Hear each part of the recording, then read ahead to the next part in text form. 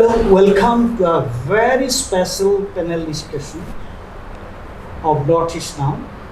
And I have really some very eminent people today as panelists.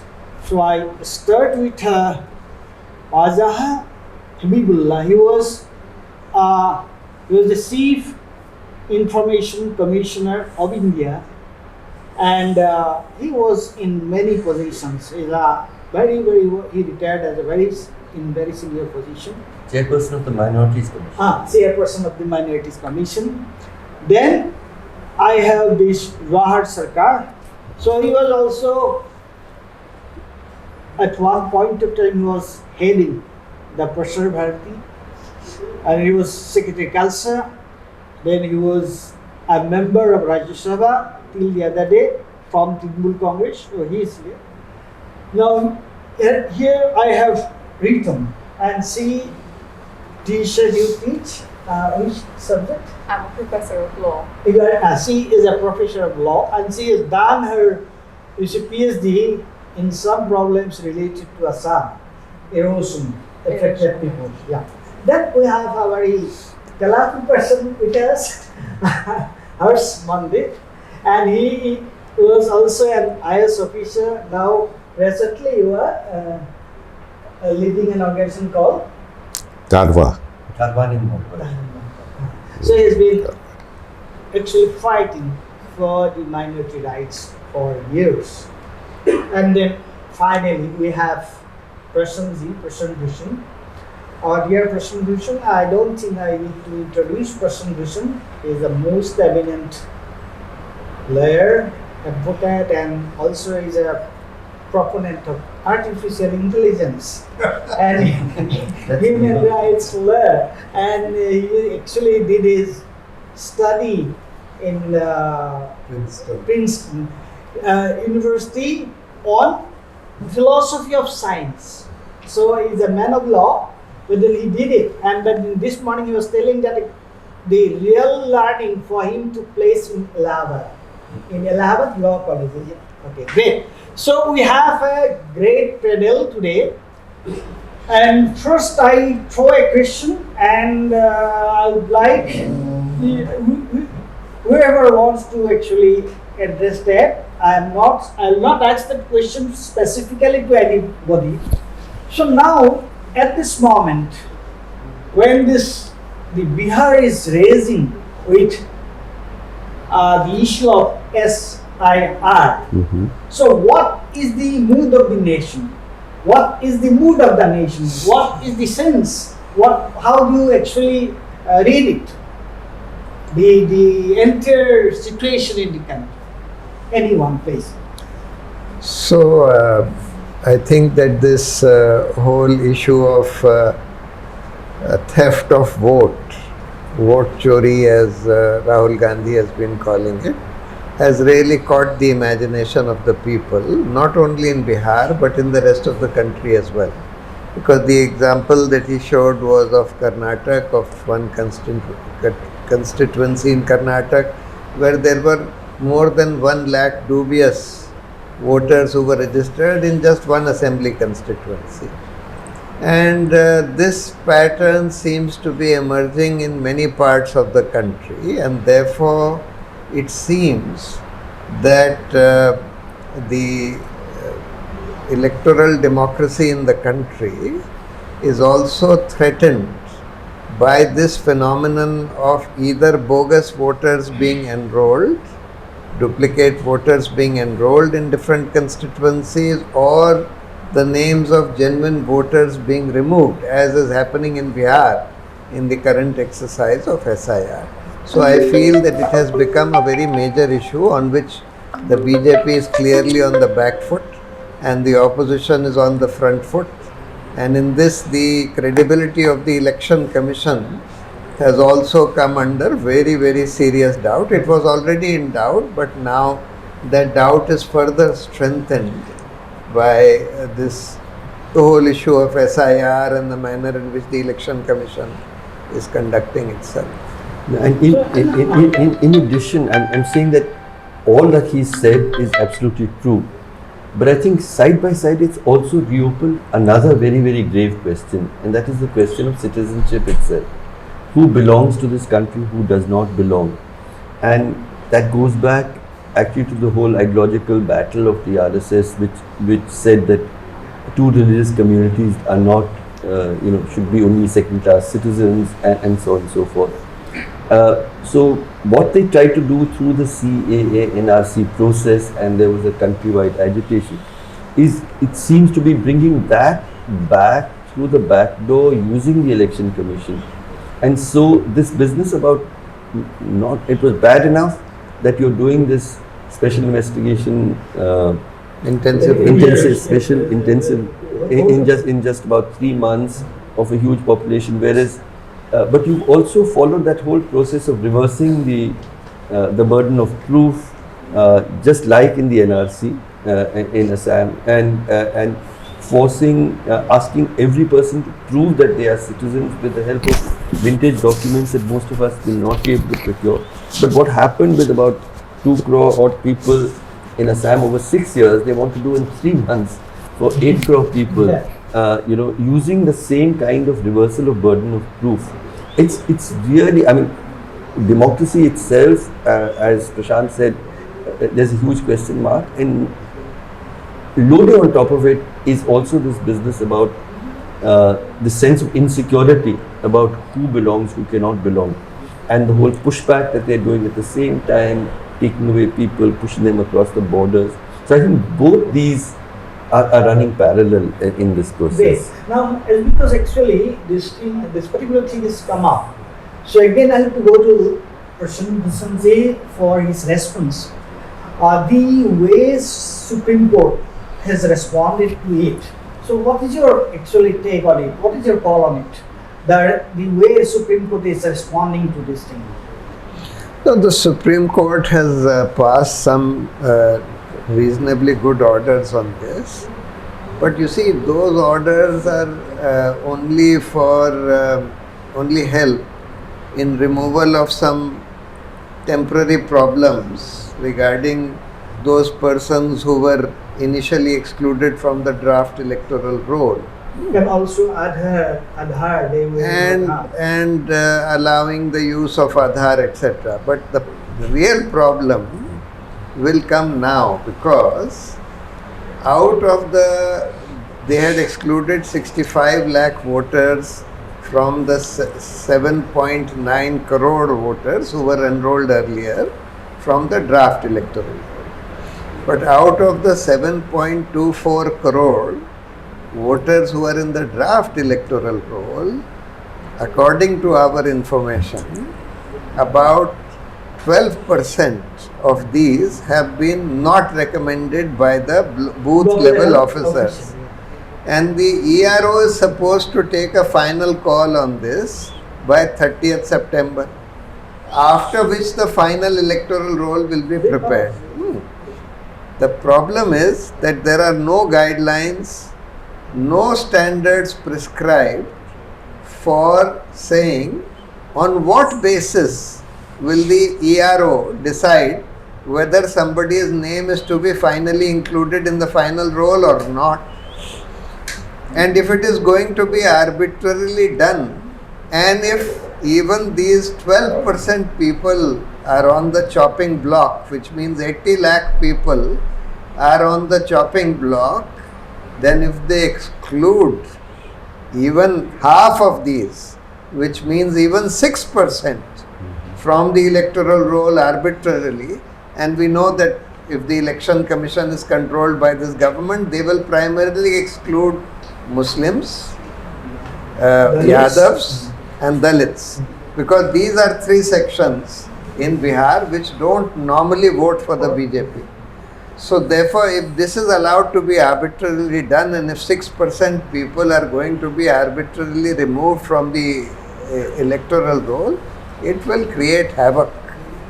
So and little percentage can actually tell the results, this side or that side. Jugendra Jadhav has been actually explaining these things in more details. Now, do we have any responses and reactions from both of you to this issue, or we go to the next theme? Go on to the next issue, but this coincidence of bringing in citizenship, Yes. this coincidence, I use the word coincidence because this came in exactly at the time when the Home Ministry issued an order from Kashmir to Kanyakumari to ransack migrant workers' colonies Yeah, absolutely. to locate Bangladeshis. So that is weird. I mean, migrant workers' colonies are there all over India, they're shanties. So, And this process got intertwined with it. So, in addition to the SIR in Bihar, which is a singular state issue, it's actually net practice for others. Yes. It's net Because practice they are for saying they'll do it in the whole country. They'll do it in the whole country. 3 more states are going in for elections very soon, and their real target was Bengal. Real target was Bengal, and the Prime Minister has gone for the 3rd time in 3 months yesterday in Bengal. And before that, he has already announced what is called a demographic mission. He has Yes. kept it threateningly big. Demographic mission. From Now- from the ramparts of the From the Gateway. ramparts and from Gateway. he used the word demographic mission, and I believe he has held a meeting with the chief of the army staff Thank you. in Fort William. One has to understand what he is actually getting at. There is no doubt that a certain number of Bangladeshi people of Bangladeshi origin are in India. There's no doubt about it. Because you can't make out. The divide in Bengal is such you can't really make out. Even I come from there, even I can't make out who's from where. Just the word of Pani and G doesn't qualify because many of their people on this side also use it. Is it, actually, I'm just interested. Is it a big issue in Bengal? No, I'll tell you why it's not a big issue in Bengal. Bengal went on this partition and popular people's exchange on a very lahe basis. It's not like Punjab. You took the sword, cut it, put train loads of lash and send them across and seal the border once for all.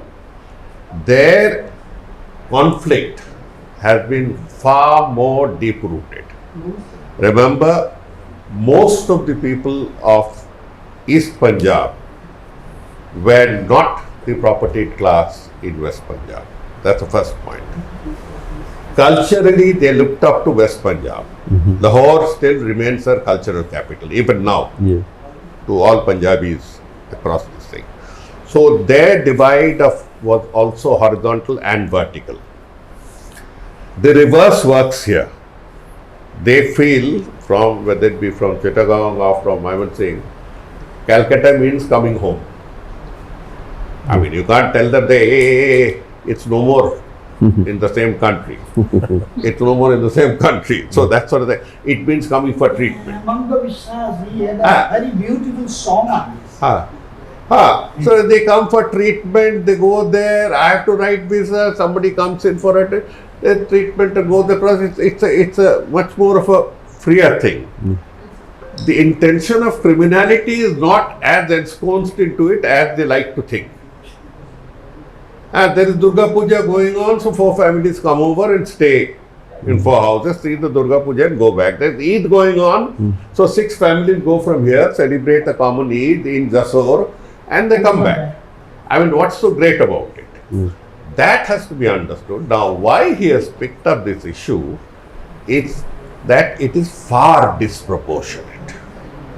Much too disproportionate. We have been trying to get hold of the numbers of legit and illegit, whatever. So, what is legit and what is illegit has also undergone definition and changes 10 times. Right now, we say post 71 without papers, generally illegitimate. So, if that you take as a broad this thing, it applies to Assam more than it applies there. What happens is then the border districts of Bengal have 3 seats, actually 2.5 confirmed BJP seats that produce 1 minister who sat next to the Prime Minister, who's illegit. Who's illegit? Because I mean, he doesn't have papers. I mean, his voters are illegit. He is a foreigner. I mean, he himself may have What's his name? Shantanu Thakur. Frank? Shantanu Shantanu Thakur. They come to the Matua community, they just walked over in bits and pieces. They don't even actually remember who walked in over which year. Because they all say the year of the flood. The year of flood in Bengal means every second year. So the year of flood means nothing. So what has happened is, so those 3 constituencies, the BJP is winning and wins, and it has brought in the CAA purposely to say that the Hindus of those border districts would be taken in as Indian citizens. But for the last 11 years, he has gone on saying it but could not implement it. The reason is, just where this land ends, this refugee land, if you will call it, ends, begins the other refugee land. Yes, which is And that is Murshidabad and Malda, who have absolutely the same thing. चचेरे भाई को नौकरी नहीं मिला, अरे चले ना रंगपुर में है, आजा. तो he goes off to Rangpur. Rangpur is on the other side. और रंगपुर वाले भाई कहते हैं कि ये तो IT पास किया, यहाँ IT में बांग्लादेश में क्या, अरे तू आ जाए इधर Murshidabad. So they keep coming and going. It's funny. Keep coming and going across. So that strip of Murshidabad and Malda, who match 100% with the strip that I mentioned, that is the Matuwas, that is 24 Pargana, not 24 Pargana, then Nadia, Mawar seat. So Bhatsli is also. Murshidabad and Malda say what? And Malda and Murshidabad is just north of it. Right. And what corresponds on the other side? Oh, so Malda and Murshidabad were always Muslim majority. Even at the time of partition, Jinnah said that all Muslim majority states go up to the Bhagirathi, to the river. So give me up to the river, which means give me Calcutta always.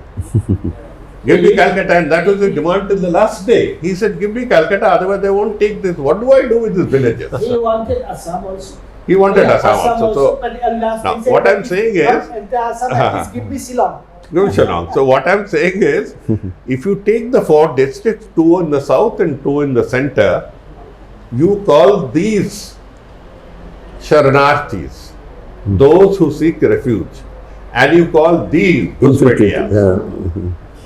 Now, the term Ghuspetia is something that Mr. Shah learned in the USA, where his community, I'm saying it on mic, has been empirically and mathematically established to contribute 50% of the Ghuspetias of 2024. That's American record. Of the 95,000 Ghuspetias caught at the border, exactly 50% is from Mr. Amit Shah's state. So they have some expertise in this. Amit Shah's state. from Gujarat. He borrowed that term. So he borrowed the term, he must have heard it from there. Some Canadian Mountie must have called him Ghuspetia. So he picked it up and then passed it on. Now I would like to come to Hizbullah Shah because he has a flight to catch, I think. So what is your call? How do you see the situation here? Before I go to another issue. Well, you see, the issue has been widely discussed, and of course, Prashantji has talked about the institutional failure in terms of the SIR and so on, and that it is acting not in a way that is strengthening the electoral process, but is compromising the democratic process on the whole. I would simply say that my interest has really been, having been the head of 2 national level institutions of this nature, the Information Commission and the Minorities Commission, that these institutions were actually set up to protect the rights of certain sections of the Indian community. Not only this, but the Election Commission, National Human Rights Commission, and so on. That means working for government, but ensuring the government continues to work for the people. That's the principle. And it's an institutional framework essential to any democracy. And this institutional framework includes, we had discussed, Mr. Prashant Bhushan, in fact, elucidated on the point of how far the Supreme Court has been able to deliver on these, and the Election Commission has been able to deliver. My interest is a little wider and also a little more narrow, is that the overall guarantee of democratic freedom in India. You have these separate laws, separate institutions to protect it, to buttress it, but the overall guarantee of the protection of those rights comes from the Constitution itself. If the institutions are compromised and the framework for which they have been set up is compromised, it tends to have a compromising effect on the Constitution itself. Now, as our Honourable Prime Minister has repeatedly said, and everybody, many people have been saying, the Constitution is our Bible, and the Bible of our nation. Therefore, you may, in questions of detail, you may find that, well, the Election Commission is not living up to its responsibilities in terms of SIR and so on. But the essential element is, if it is not living up to its responsibility, what is that responsibility? And that responsibility stems from the Constitution. It's not material whether the Constitution uses the word secular or not uses the word secular, because initially it didn't have that word.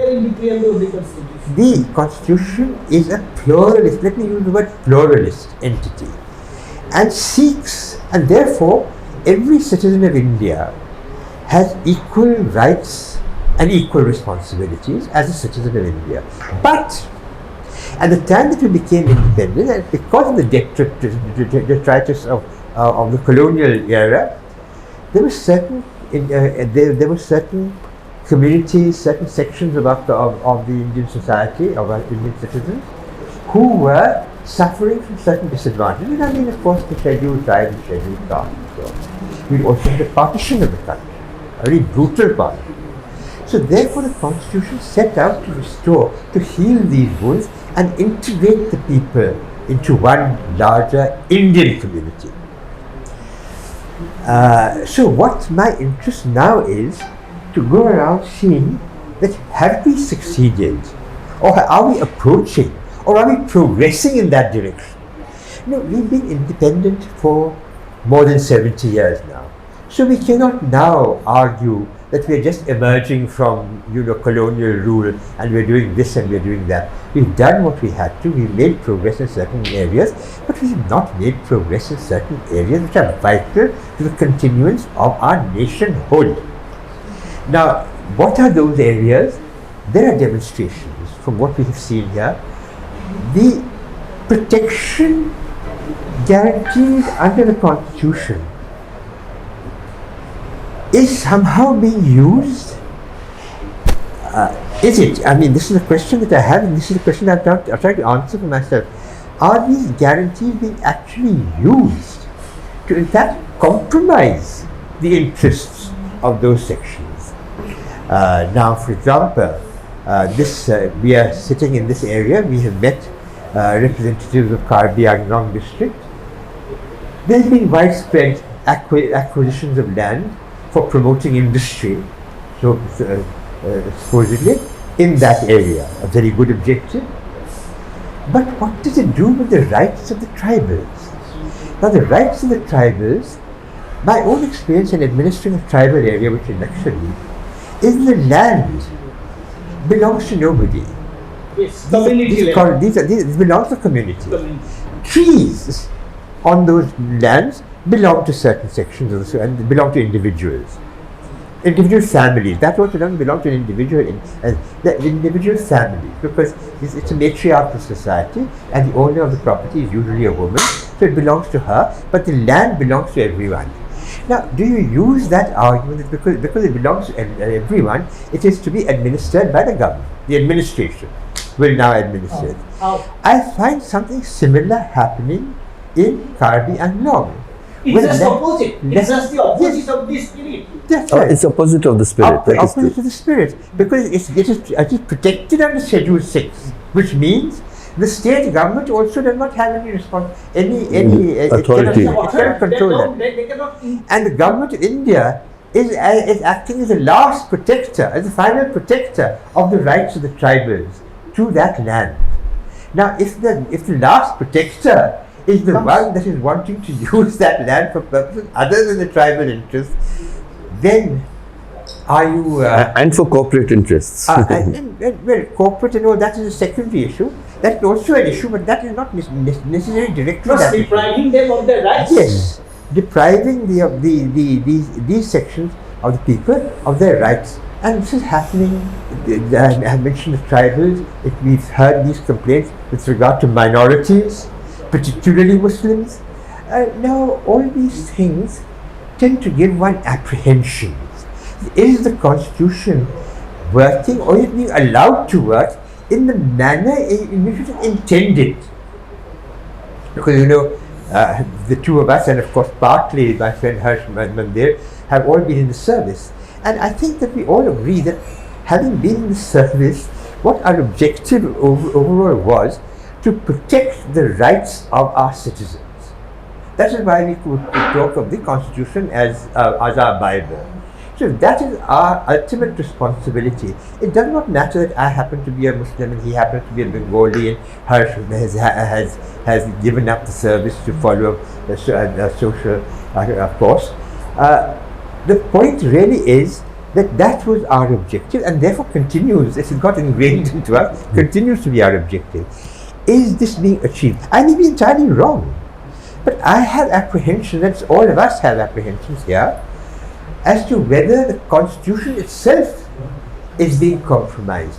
And to protect the Constitution, what do we need to do? Ultimately, the Constitution will not be protected by any of us. The Constitution will be protected by our people, the people of India. And the people of India means the people who belong to scheduled tribes, the people who belong to the Dalit community, people who belong to minority, Muslim community or Christian community, and of course the Hindu community. The Hindu community itself is very diverse. The Hindus of Assam are not necessarily exactly the same as the Hindus of Kerala. So the right to be different. Far from it. The right to be different is the right of every citizen of India. Therefore, his religion or her religion has no role to play. The rights that are conferred on him or her by our Constitution have to be protected, and therefore, the institutions that have been created, like the Election Commission, to ensure that the democratic rights of the Indian citizen are protected for every citizen of India. Is that under some kind of threat? Now, I have been under the Information Commission, and I won't comment on the functioning of the Information Commission. That would be unethical of me to comment on that. But certainly, there are, now the Minorities Commission, for example, has no members of the Minority Commission at all. So, okay, you feel that Minorities Commission is not necessary, the Human Rights Commission can do that. That's not the question. The question is the protection, the institution for protection of those rights, is it there or is it not there? And if it is there, is it fulfilling its duties? And if it is not there, should it be there?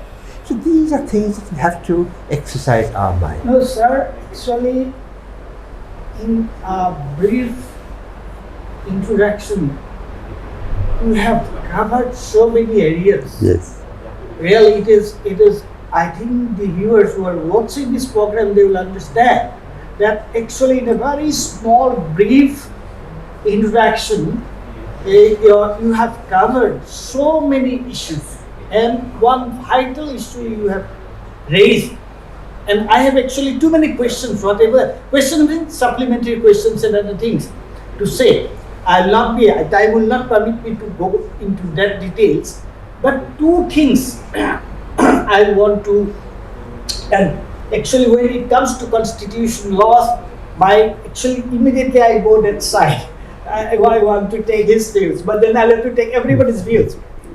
One thing, you said that the constitution, which our honorable Prime Minister says, actually is praised, he praises it so much. And you said that to implement the constitutions, institutions were built. Now, are we actually compromising? Are these institutions compromised? And you also said something very vital, that if these constitutions and institutions can be compromised, then is that element there in the constitution itself? Now, here, while listening to you, actually something occurred to me. I remember a great saying by Ambedkar. So he said that constitution is good. It's a very good, everything is good in the constitution. But who is going to implement the constitution? The people who are going to implement the constitution. That's the final thing. That's correct. And in between, we have one participation. Sayada Hamid JC has joined us now, and she was also member of planning commission. She is a writer. So, Sayada ji, would you like to respond Thank to you. what Thank you. Habibullah sir said, or you have never something heard to add? what you said. आपने He said, he said what Wajahat said. I want to hear more. You want to hear more? Okay, fine. Okay, ठीक है. You Chile. want to respond Yes, I do want to. briefly before we go to the next Yes, thing? absolutely. So the thing is, the welfare state that you talked about, which our constitution bring in, I think the political will to create that welfare state is important, and what we are seeing right now in the present faction is actually the weaponization of law, which is happening, and the process of law is a brahmastra in that weaponization, right? So you use the law to take away the rights rather than to confer. And you use processes like D-voter, like NRC, to erode the citizenship, because once it's eroded, then the citizens can't even demand the rights. So briefly, That's how you wanted to respond. So can we actually, can we then go to the next thing if everybody agrees? Can we go to the next thing? When we were discussing SIR, which is being discussed all over the country and which led to these discussions. Now, see, so far the SIR is concerned, we must also take the name of one person, one individual, and that is Rahul Gandhi. Now, Rahul Gandhi, 2 or 3 years back when I met him in Hyderabad, where he was actually on his campaign on Garaju Jatra. So he has completed a portion of the Yatra, and I met him at Hyderabad, and I asked him, what is your understanding? What have you realized in this journey so far? He said that actually I have met so many people, I have been discussing with so many sections of the people, and it is very difficult for me. Things are actually, I'm just trying to absorb things, imbibe things. But one thing has very clearly came out, my understanding, that in India, the backward classes, the religious minorities, the OBCs, STs, SCs, they are in very bad shape. They are in very bad shape, he said. And he also said that maybe the financial things, the acts which were actually initiated towards the end of UPA government, he said that we also need to actually relook at them, review them. Towards the second term. Second term. Now, why I am bringing that issue, and I am trying to actually combine this one with this what we have already discussed, is that. So first, he is saying that okay, these people, the OBCs, Dalits, religious minorities, they are left out. And then he was actually raising the issue of caste census. Caste census. So one thing is that this, you can see two very contradictory things here. One, he's saying that these people are being actually they're left out, and now the government, he was talking about empowering them. He was talking about empowering them. We need to know their status, real status, so that we can actually do policies to uplift them. That is what was his realization. And after that, he is raising this SIR. So, Prashantji, how do you see it? How do you see this understanding and realization of Rahul Gandhi? So for the present political scenario of the country is concerned. So there is no doubt that there are large sections of Indian society who are in a very underprivileged and disadvantageous situation, and they are being discriminated against, they are being persecuted, they are being lynched, and there is really, and they are being deprived of all community resources, etc.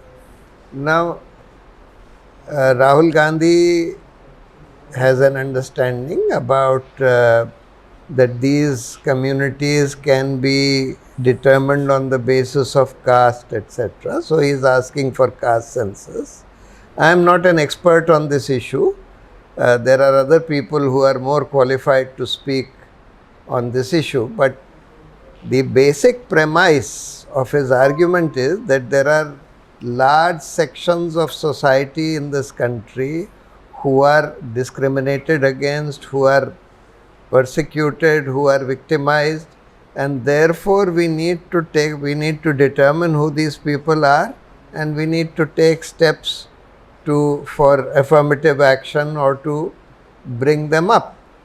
And that is absolutely correct. Unfortunately, you see, over the last many years, and especially during the Modi regime, there has been a kind of course, the Modi regime is characterized by firstly an adherence to this Manusmriti, the RSS's ideology, which is caste discrimination and the belief that the upper caste must rightfully sit on top of society, etc., and the lower caste should just serve us.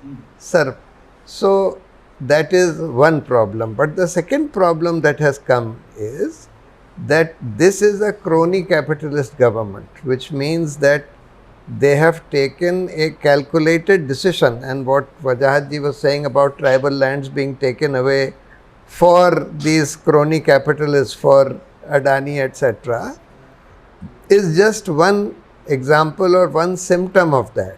They have decided that the country's resources must remain with these large corporate houses and crony capitalists who will serve as cronies and indeed cashiers of this regime. That means they have to be given every resource in this country, all the lands, ports, airports, power plants, coal mining leases, other leases, etc. And they will thereafter serve as the cashiers or the treasury of the BJP. And this is what has been happening. So, we have seen that in the electoral bonds case also, and we are seeing this across the board. So, Rahul Gandhi has understood these problems correctly, that there is crony capitalism. He keeps mentioning Adani. Adani is the sort of prime example of this crony capitalism, but he is not the only person who is being benefited. But other than that, that there is a large section of society being discriminated against, victimized, etc. Prashant, if I may elaborate on what you said, just a sentence. The point is that for one thing, there's the crony capitalism. Then you say that what you're displacing all these tribals. So you're saying, no, I'm not displacing them. They will all get jobs in the factories. It is what has happened in these mines in the south. They've all been reduced to manual labor after having actually been the owners. Slaves. Yeah. They're being slaves. So then what is the difference with colonialism, where colonialism converted a fully functioning, self-reliant economy into a country of slave labor, which they exported all over the world to run their enterprises everywhere in the world. So therefore, this is something that we have to be very cautious about.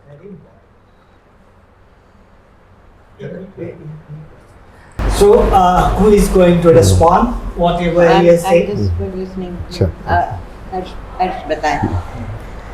No, I just wanted to add that what we're seeing is the very extreme unraveling of India's secular democracy. I mean, it's a moment of deep crisis, and we need to understand the gravity of what we are facing. And so I think that one part of it is that the economy functions for a set of interests. There's an elite capture of public policy making, where some lives are precious and huge number of lives are completely dispensable. Their lives don't matter, their futures don't matter. I mean, we were last evening in Golpara, we met people. I mean, the way in which literally with no individual notices, with no legal process at all, 1,000 people are displaced from one area, 600 people families are displaced from another area in the middle of the monsoon rain without without Any protection, nothing. No. I had also been to Buddha places. And all you've done is the people themselves have now put up a tarpaulin. They're talking about their children in the rain. I mean, it's cruelty of an extreme against a segment of people, the large mass of the working people. But there's also a particular targeting of India's religious minorities, India's Muslims and Christians. And we have to understand that it's almost like the state is at war with a segment of its people. But why is it at war with those people? Because there's an ideological opposition. Because the RSS, which is completing 100 years, never accepted these two communities as equal citizens of this country. And Hannah Arendt had said, what is citizenship? Citizenship is the right to have rights. And I think what we are seeing is a process in which Muslims in particular, but increasingly Christians, are living in this country without the right to have rights. You can actually call for their genocide and you'll probably become a minister, tomorrow, far from any kind of legal action. So I think what we need to understand is it's very much like Nazi Germany. The attack was on Jews and they slaughtered 2/3 of the entire Jewish population of Europe. But through that they were, it is a genocidal project. They can't slaughter 200 million people surely. But what they're doing is they're thrusting them into a situation where everyone is terrified about whether will my right to belong to this country be challenged. Now, every working class Muslim today across India, and I can say that with considerable guarantee, is now terrified that I don't know when I can be, equal citizen. Whether I will be accepted as a citizen. They picked up somebody. They pick up someone from Bombay without informing his family, and they transport him to Tripura because they can't push him across from Bengal because it's not with them. They take him to Tripura. They push him across the border. It's with no legal process. So I think that what we have to recognize is that there's an ideological project underway. Prashant is absolutely right that the crony capitalist is the great beneficiary and also the financier of this project. But the objective of the project is to transform India. And there's no positive agenda of the RSS. The only agenda is hate. And it is that project that is underway. And so I think we need to understand the gravity of that crisis.